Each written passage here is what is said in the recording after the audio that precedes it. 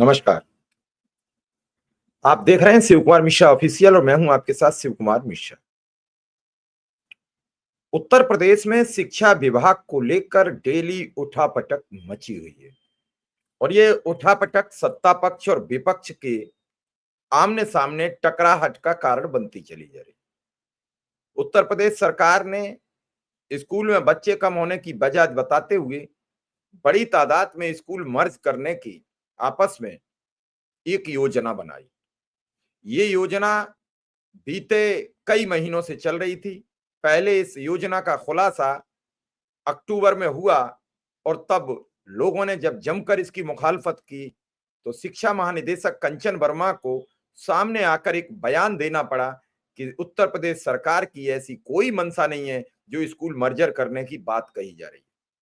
और फिर उसके बाद जब जून का महीना आया तो उससे 15 जून से 3 दिन पहले अपर प्रमुख सचिव बेसिक दीपक कुमार सभी जिलाधिकारियों, सभी मंडलायुक्त और सभी जिला बेसिक शिक्षा अधिकारियों के साथ एक बैठक बुलाते हैं और तत्काल निर्णय लिया जाता है कि प्रत्येक जनपद से जिन स्कूलों में 50 से कम बच्चे हैं वहां की सूची मंगाई जाए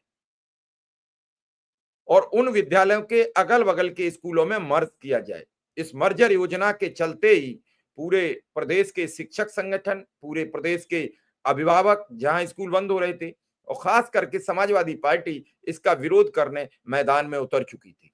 देखते ही देखते लोग न्यायालय की शरण में जाने लगे। लखनऊ न्यायालय ने बुधवार, बृहस्पतिवार और शुक्रवार को बड़ी तीखी टिप्पणियां करते हुए इस केस की सुनवाई जुलाई के फर्स्ट वीक में बड़ी जोरदार तरीके से की। लेकिन एकाएक सोमवार आने पर उसी न्यायाधीश महोदय के रुख बदले नजर आए और उन्होंने कहा कि ये मर्जर बच्चों के हित में हो रहा है। उसके बाद ये मामला इलाहाबाद हाई कोर्ट में चला जाता है और इलाहाबाद हाई कोर्ट ने अग्रिम आदेशों तक इस मामले पर रोक लगा दी। लेकिन समाजवादी पार्टी ने इस मामले को बड़ी तेजी से पकड़ा और संसद में उसके आधा दर्जन विधायकों ने हंगामा मचा दिया। पहले संसद चल नहीं पा रही थी, लेकिन जैसे ही चली तो सबसे पहले नीरज मौर्य आमला के सांसद ने, उसके बाद फतेहपुर के सांसद नरेश उत्तम पटेल ने, फिर उसके बाद धर्मेंद्र यादव आजमगढ़ ने, फिर उसके बाद प्रिया सरोज मछली शहर ने और फिर बीरेन सिंह चंदौली ने और राजीव राय ने, सब ने बड़ी जोरदार तरीके से इस मामले को उठाया। विपक्ष के सांसद जो नगीना से हैं, निर्दलीय हैं, आजाद समाज पार्टी के राष्ट्रीय अध्यक्ष हैं, चंद्रशेखर ने भी इस मुद्दे को बड़ी जोरदार तरीके से उठाया और सरकार बैकफुट पर आई और दूसरे दिन बेसिक शिक्षा मंत्री को एक प्रेस कॉन्फ्रेंस करके ये बताना पड़ा कि अब स्कूल मर्जर नहीं होंगे।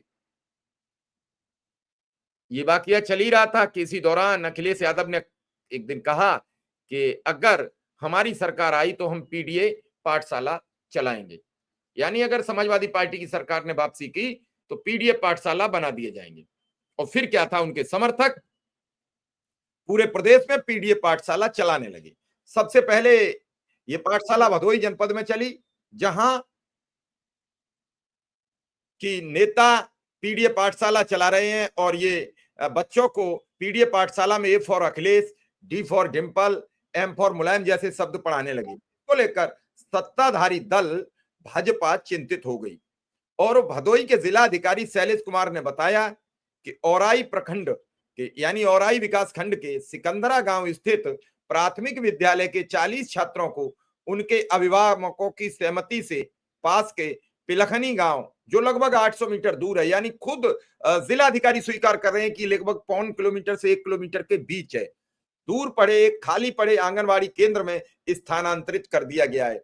जिलाधिकारी यह भी बता रहे हैं कि खाली पड़े आंगनवाड़ी केंद्र में स्थानांतरित किया गया है। डीएम ने बताया कि बुधवार को स्थानीय समाजवादी पार्टी की नेता और पूर्व विधानसभा प्रत्याशी अंजनी सरोज अपने समर्थकों के साथ आंगनवाड़ी केंद्र गईं और बच्चों को पेंसिल, रबर अन्य सामान वितरित कर दिए। बाद में उन्होंने कथित तौर पर छात्रों को टॉफियों का लालच दिया, उन्हें सपा के बैनर और पोस्टर दिए, फिर उन्हें सिकंदरा प्राथमिक विद्यालय तक विरोध मार्च में ले गईं। जिलाधिकारी शैलेश कुमार ने बताया कि इस मामले की जांच मुख्य विकास अधिकारी, उपमंडलाधिकारी द्वारा की गई है, जिसके बाद स्कूल के प्रधानाध्यापक ने चोरी की शिकायत थाने में दर्ज कराई है। अंजनी सरोज और अन्य के खिलाफ ये केस दर्ज कर लिया गया है। सरोज के खिलाफ विद्यालय में पार्टी का प्रचार करवाने की एफआईआर भी कराई गई है। अधिकारियों ने बताया कि मामले में लापरवाही को देखते हुए औराई के सहायक बेसिक शिक्षा अधिकारी रमाकांत सिग्रोल के खिलाफ विभागीय जांच के आदेश दिए गए हैं। चौरी के थाना प्रभारी रमेश कुमार ने बताया, प्रधानाध्यापक सब्याजीत यादव की शिकायत के आधार पर भारतीय न्याय संहिता यानी बीएनएस की संबंधित धाराओं के तहत मामला दर्ज कर लिया गया है। वहीं थाना पे प्रभारी ने यह भी बताया कि विरोध प्रदर्शन के कथित वीडियो में सपा नेता अंजनी सरोज के साथ देखे गए अन्य लोगों की पहचान करने के प्रयास जारी है। यह मामला पूरे इलाका में चर्चा का विषय बन गया है। इस पूरे मामले पर सपा मुखिया अखिलेश यादव ने नाराजगी व्यक्त करते हुए कहा कि पहले आपने विद्यालय बंद क्यों किए, और जब बंद किए तो बच्चों से शिक्षा का आप अधिकार छीन रहे, यानी बीजेपी शिक्षा क्यों छीन रही है। यह तो कानून है कि बच्चों को शिक्षा मिले, बच्चों के स्कूलों को दूर कर रहे हैं। बीजेपी स्कूलों को सिर्फ बंद करना चाहती है, बीजेपी सिर्फ वोट लेने में लगी हुई है। पीडीए समाज के लोगों के साथ भेदभाव हो रहा है, इसलिए हम पीडीए स्कूल चला रहे हैं। अब ए फॉर एप्पल पढ़े हैं या ए फॉर कोई और नाम पढ़े, क्या फर्क पड़ता है, बच्चे कम से कम कुछ पढ़ तो रहे हैं। ये बात अखिलेश यादव ने बड़ी गहरी नाराजगी व्यक्त करते हुए कहा। ये आपके सामने स्क्रीन पर है, भदोई स्कूल में पीडीए पाठशाला चलाने वाले सपा नेत्री पर एफआईआर, बच्चों से पार्टी का प्रचार करवाने का आरोप। यूपी प्रतापगढ़ में बंद सरकारी स्कूल में सपा विधायक ने चलाई पीडीए पाठशाला, उनके खिलाफ भी एफआईआर दर्ज। शिक्षा विरोधी भाजपा हमेशा के लिए जाएगी, पीडीए पाठशाला चलाने पर जब केस दर्ज हुआ है तो भड़क गए अखिलेश। ये बातें अब सार्वजनिक होने लगी हैं। शिक्षा विरोधी भाजपा हमेशा के लिए जाएगी, पीडीए पाठशाला चलाने पर भड़के अखिलेश। अखिलेश की पीडीए पाठशाला चलाने वाली सपा नेत्री पर एफआईआर। कानपुर में प्राइमरी स्कूल के बाहर क्लास लगाई, अफसर बोले बच्चों को भ्रमित किया गया। यह पूर्व विधानसभा प्रत्याशी रचना सिंह गौतम के खिलाफ शुक्रवार को यानी परसों एफआईआर दर्ज हो गई। अब तक 4 से 5 एफआईआर दर्ज हो गई हैं और लगातार पूरे प्रदेश में जहां जहां ये क्लासें चल रही थी वहां वहां एफआईआर दर्ज हो रही है। अखिलेश यादव की पीडीए पाठशाला के खिलाफ बीजेपी नेताओं ने मोर्चा खोल दिया है, एफआईआर दर्ज हो रही हैं, सियासत में मामला गर्म आ गया है। ये पीडीए पाठशाला की शुरुआत जयसिंह के द्वारा की गई, जो समाजवादी पार्टी के जयसिंह यादव नेता हैं। धीरे धीरे ये बढ़ता चला जा रहा है और ये पूरे प्रदेश में अब बड़ी तादाद में हो गया है।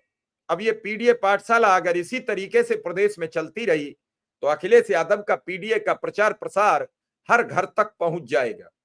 भारतीय जनता पार्टी इस प्रचार प्रसार से बेहद परेशान नजर आ रही है और वो लगातार इसे रोकने का प्रयास कर रही है, जबकि अपने दामन में झांक कर ये नहीं देख रही है कि हमने समाजवादी पार्टी को मौका दिया क्यों था। प्रदेश में बड़ी तादाद में स्कूल बंद करने की बात पूरे समाज में अब फैल चुकी है। खुद बेसिक शिक्षा मंत्री ने स्वीकार किया कि प्रदेश में लगभग 10,000 से ज्यादा स्कूल मर्ज किए जा रहे हैं, जबकि हमारी और मीडिया की रिपोर्ट्स के मुताबिक और हमारी जानकारी के मुताबिक प्रदेश में 27,000 से ज्यादा स्कूल बंद करने की फिराक में थी सरकार। अब देखना यह है कि 12 अगस्त को हाई कोर्ट इस सुनवाई में क्या करता है।